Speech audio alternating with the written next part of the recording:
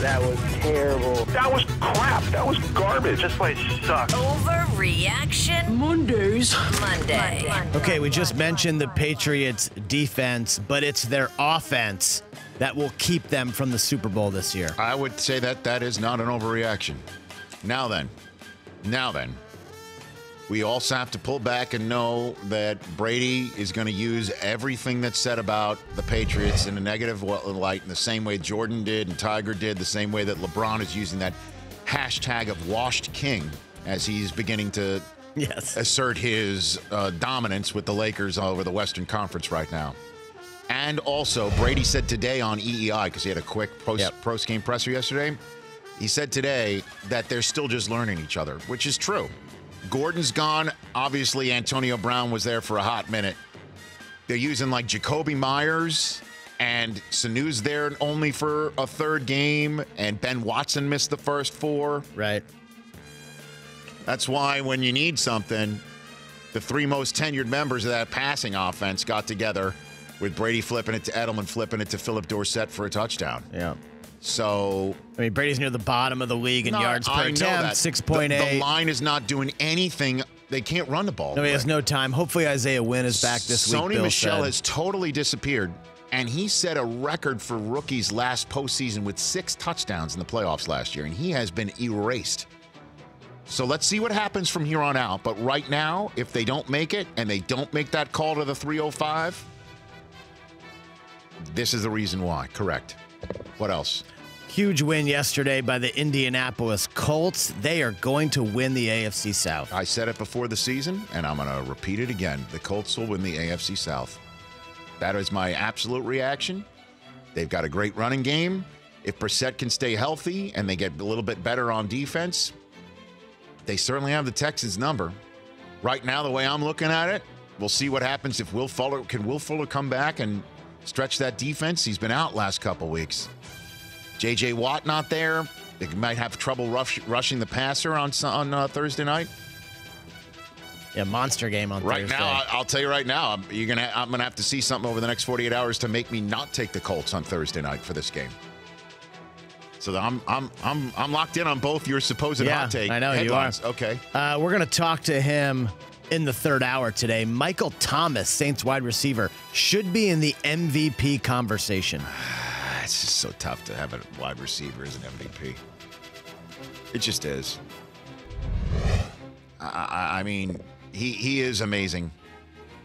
He is going to shatter receptions. It's not an overreaction. Like, if you want to name who's the most valuable player, it's definitely him, because he was doing a lot of this stuff when Teddy H2O was doing this thing. So he might be the MVP of the Saints. I just don't know about the rest of the league. But I can't wait to chat with him in hour number 3. I can't wait to chat with him. I enjoyed our last chat. I look forward to the next one.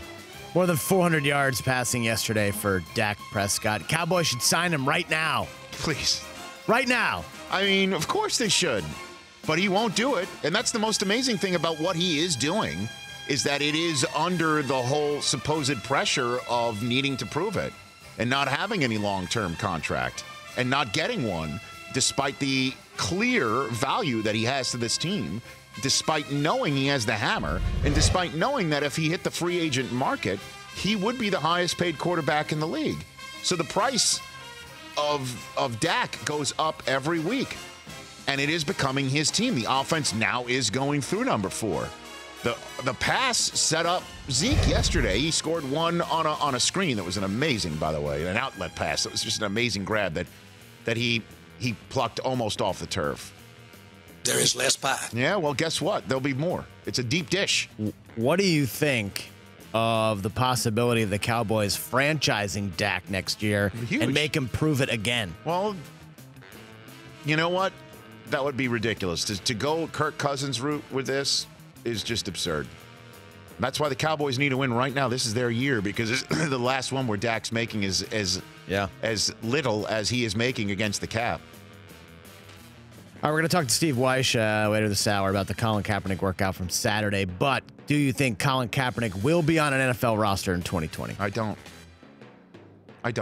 Because what I think that this workout did not prove that I think he needed to, but obviously his camp did not feel was entirely necessary, is that he needed to prove that he can go into an NFL team, go into an NFL locker room. I don't think the players are concerned about it, but I think management would be concerned that he would not put football first, that football would be first, and then whatever he can bring to light, what he wants to bring to light about our society, would be done outside of the scope of the team and outside of the scope of what the team needs for him to do for football.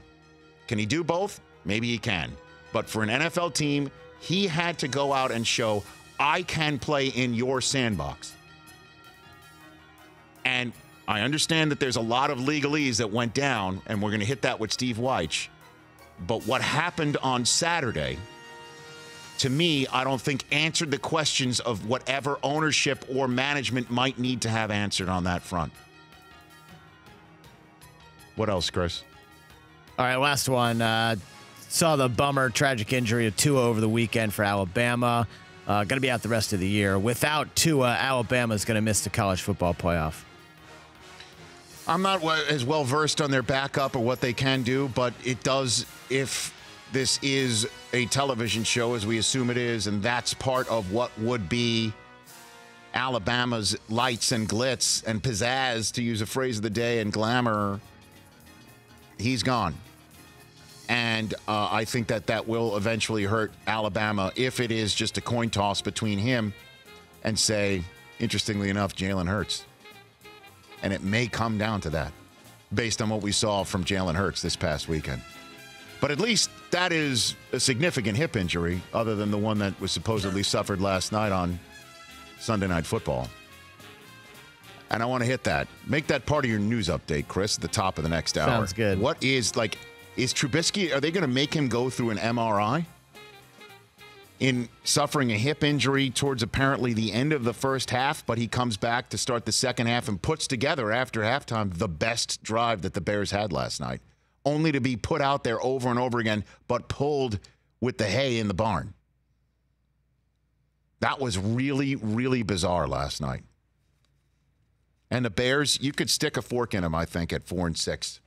In the NFC, in that division. Yeah, the NFC for sure. They're 4 games behind the Packers for the division, 3.5 behind the Vikings.